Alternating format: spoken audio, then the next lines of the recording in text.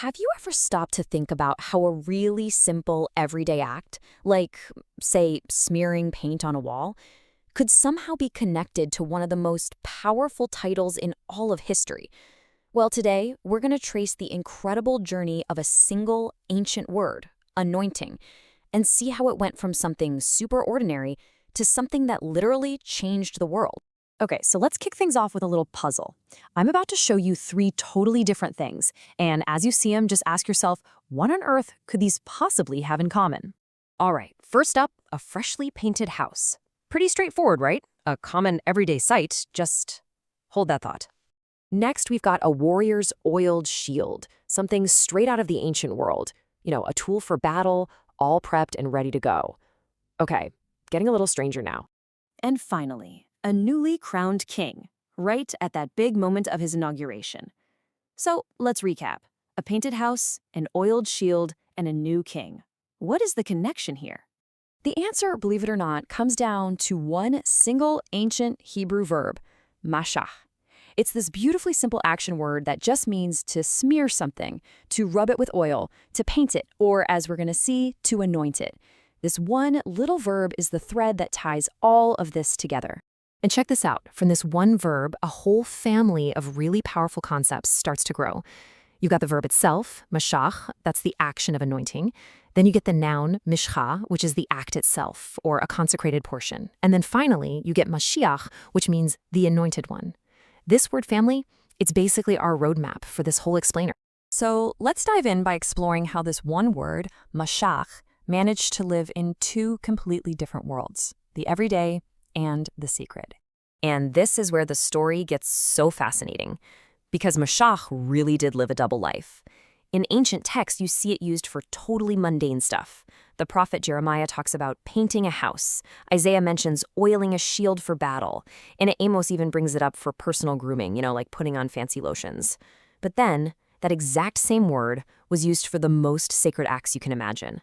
Consecrating priests, commissioning kings to rule a nation, and sanctifying holy objects for use in worship.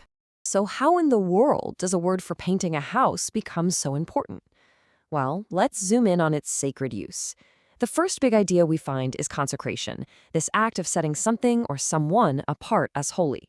See, the act of anointing with oil, that was the physical sign, the thing you could actually see that showed something now belonged to God. The tabernacle and all its furniture, they were anointed. The holy altar, anointed. The high priest Aaron and his sons were anointed to officially begin their service. Even the food offerings, like unleavened bread, were anointed. So the key takeaway here is anointing was the official, visible stamp of divine designation. The best way to think about this is like a divine inauguration ceremony. Anointing is that official moment when something or someone begins their special, God-given purpose. It's the formal act of being set apart. But it goes even deeper. Anointing wasn't just about setting things apart. It was about giving people actual divine power and authority. And you see this big time with Israel's most important leaders. Kings like Saul, David, and Solomon. They were all anointed to rule the nation. And this wasn't just some fancy coronation. It was a divine commission. Same thing was true for prophets. The prophet Elisha was anointed to speak on God's behalf. Anointing meant your authority came straight from God himself. Okay, so let's break this down. The act of anointing really carries four deep theological meanings. First, you've got consecration. It sets a person apart as holy for God's use. Second, authorization. The act comes from God, so the authority is divine, not human. Third is empowerment. When Saul and David were anointed, the text says the Spirit of God rushed upon them. Anointing signified a transfer of divine power and ability for whatever the task was. And finally, number 4, accountability.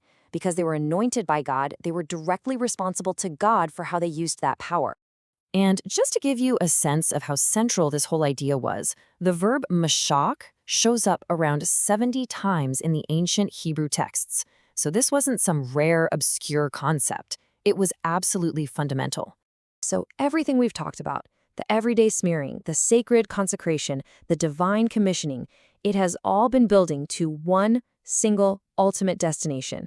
This is the climax of our word's incredible journey. Remember that noun from our word family a little while back, Mashiach? Well, it comes directly from the verb mashach. and it literally means the anointed one. It's the official title you give to someone who has been set apart by this sacred act. And we see this title used for a figure of just supreme importance. In Psalm 2, the kings of the world are conspiring not just against God, but specifically against his Mashiach, his anointed one. This title just elevates the entire concept to a whole new level. And that Hebrew word Mashiach, well, that is the direct origin of the word we know in English as Messiah. And there it is, that's the whole journey, from painting a house to anointing a king to the ultimate title for a promised, divinely empowered deliverer. So this ultimate title, Mashiach or Messiah, it came to represent this perfect union of all those sacred anointed roles we've been talking about. The idea was a single figure who would have the holiness of an anointed priest, the authority of an anointed king, and the divine voice of an anointed prophet, all rolled into one. I mean, it is an incredible journey, right? To go from a simple smear of paint or oil to one of the most significant titles in human history. The legacy of Mashiach is just this powerful testament to how language and belief can shape one another over time. So this whole journey of a single word leaves us with a question. We've seen how a simple physical act became this profound way of setting something apart for a special purpose. So think about it. What in our world today, or maybe even in your own life, do you consider anointed with purpose? What are the things that we choose to set apart as special, as sacred, and as truly full of meaning?